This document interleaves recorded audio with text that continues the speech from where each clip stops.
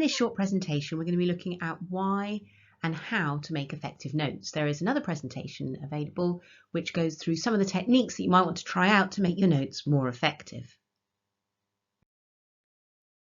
There are a number of different reasons why we take notes. We tend to take notes in a similar way regardless of why we're taking them, but it's really important to think about the different reasons that we take them and what we want to get out of them at the end. So we first of all might think, why? What's the purpose of taking notes? Well, it might be to really understand something in more detail, to be able to restate it exactly, to be able to quote it verbatim. It might be that actually what we're looking to do is synthesize a number of different ideas. We might be reading a number of different texts. We might want to make connections between those texts. And that's what really helps us write. If we can, when we're taking notes, if we can take those notes in a way that means we can immediately repackage them and put them straight into our essay. We might take notes to reflect on something. So this might be after the event in a similar way that we perhaps might record a diary entry at the end of the day. You know, what happened in that workshop? What did I learn from it? What do I want to put into practice? Another reason for taking notes, of course, is to recall information. So for exams, so we constantly go back through notes. We might make new notes. We might change the type of notes we make when we're trying to remember things. Often this is the point where they become more succinct, so that because we have a really specific purpose in mind. And of course, another reason to take notes is to avoid unintentional plagiarism. If we don't take notes from the book that we're reading or from a lecture that we listen to, it's quite difficult to remember after the event which ideas are our own and which ideas have we got from somebody else. If we take those notes correctly, that means we can very readily identify the words of another author and our reflections on those ideas. So we might take notes in a number of different contexts. So for lectures, for supervisions, we listen to what other people are saying, or we might write down things that make us think that we've got a gap in our knowledge and we want to go and follow it up in more detail after the occasion. When we read, this is in a number of different ways. It might be to just really get some background information. This might be a totally new topic to you, in which case you're going to want to read something in detail. But you might just want to support an argument. You might just want to be throwing in an extra few references into your essay to help really move your argument along. And in that case, you may not need to read as deeply. You may need to just get the gist of the argument. And in that case, your notes should reflect that. They don't need to be in immense detail. And like we said, we might also do it for reading, for revision and for training. So often it's helpful before we take notes, before we start reading, before we start writing, to question why we do things in certain ways. Very rarely do we get taught how to do these academic skills. We just sort of pick them up as they go along. We do tend to refine them, you know, what works well for us. But sometimes we just plow on with the same way of taking notes, regardless of whether or not it's actually the most effective or efficient way of taking notes. And of course, there are a number of problems with the way the majority of us take notes. It might be that you just find you write down everything, and that can be really frustrating after the event, to just have pages and pages and pages of notes, almost verbatim, and actually you haven't really done anything with them. You haven't engaged critically with that material. You haven't made a judgment as to whether it's useful, whether it connects with another idea. You've got to go back through them again, and that just doubles your amount of work.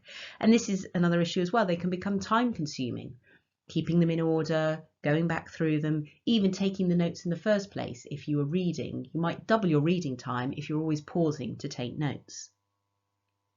Sometimes it can be really distracting. You know, if you're in the middle of listening to a lecture and you're writing down notes, you might suddenly look up again and think, oh, I'm not sure I heard what they said just then, because you were too busy focusing on taking the notes. Sometimes it's good just to read a chapter through or to listen to a lecture and then build some time in afterwards to quickly write down everything that you remember from that. And as I've sort of intimated here already, it can mean that there's additional tasks when we take notes, that we then need to go back, we need to organise them, we need to be able to find them again. There's no point taking notes if we're not going to do anything with them. So the natural train of thought from this is to just take a step back and stop and think why you're going to take these notes. Is it that you want to answer a really specific question? Have you got a gap in your knowledge and you need to find out more information? This might be facts, or it might be opinions, it might be something from a particular time period, from a particular geographical location, that you need to get a range of views for your argument. Are you looking for background information? Are you looking for a how-to guide? Are you looking for something really, really specific so that you can go back and follow a process? This might be something within a scientific discipline. It might just be a study skill such as this. What are you then going to do with them? So do you need to put something into practice afterwards, in which case kind of step by step is useful rather than just a couple of sentences that give you the gist of how to do something. Alternatively, if you're going into a supervision, you might need to feel really confident with this material if you're going to talk about it. If it's revision, again, you're going to need to make sure you've grasped the key points, but put them in a way that makes them accessible at a later date. Sometimes with notes, we do need to go back through them. Sometimes it is more helpful just to kind of take linear notes and just to take notes in chronological order as you're listening or reading to something, but then you might want to synthesize them. And for that, you might need a totally different technique to the one that you used in the first place. But having purpose is the most important thing you can do, and it's the same for reading. If you can read in a targeted way, then your notes will be targeted as well. So taking notes isn't just about picking up a pencil or a pen and a piece of paper or opening a laptop. You need to think about, once you've identified that purpose, you need to think about the best technique for that purpose. And so we'll look at techniques in a separate presentation, but once you've decided on that technique, you might have a template that's going to help you take these notes and structure your notes effectively.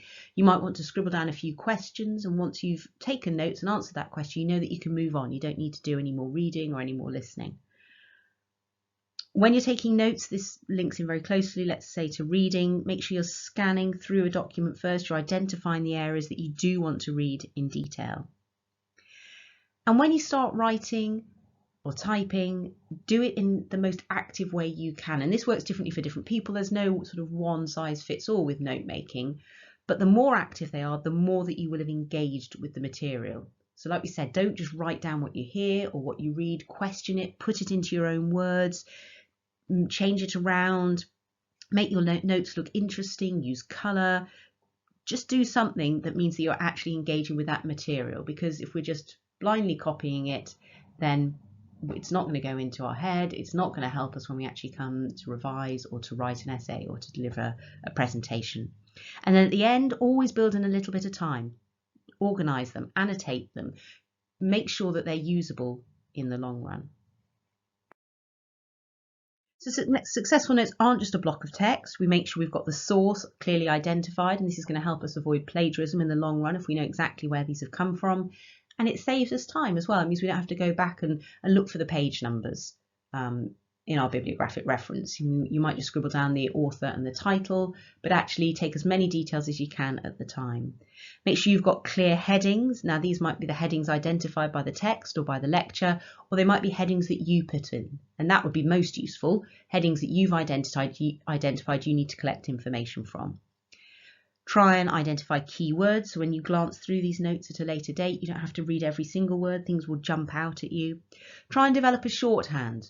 This is going to speed up your note taking massively, and we have a list of shorthand of abbreviations that you perhaps might want to try on our LibGuide. Any mnemonic triggers, if you're doing this for memorization, key letters that are going to help you remember a series of steps in a process, or the number of individuals involved in a particular treaty, or whatever it is that you need to remember. Try and develop a way of remembering that in the long run. Things that rhyme often help us as well. Identify further reading at the end. What are you going to do after this? Have you actually learned anything? Have you still got gaps in your knowledge? Where are you going to go with this information? And wherever you can, be critical. The more you can take notes in a way that is your voice, the more that you can reuse them and drag and drop them straight into an essay. So there are lots of different techniques out there, and as I've already said, no one of these is perfect. They all suit different situations. So linear notes, these are ones where we basically just start writing at the beginning and finish at the end of our reading or our listening, but you can make those more creative and more engaging. There's keyword and pattern ones, what we might also call mind maps, a column approach, and this is useful for dividing up your thoughts and those of the author or the speaker. Some really great techniques for making summaries of what you've read, and this can be useful for making a kind of cover sheet of linear notes. So you might take 10 pages of notes, you're probably not going to go back through those, but if you make a cover sheet, then you can quickly summarize everything that you wrote about in those long notes. So have a look at our techniques presentation and give it a go.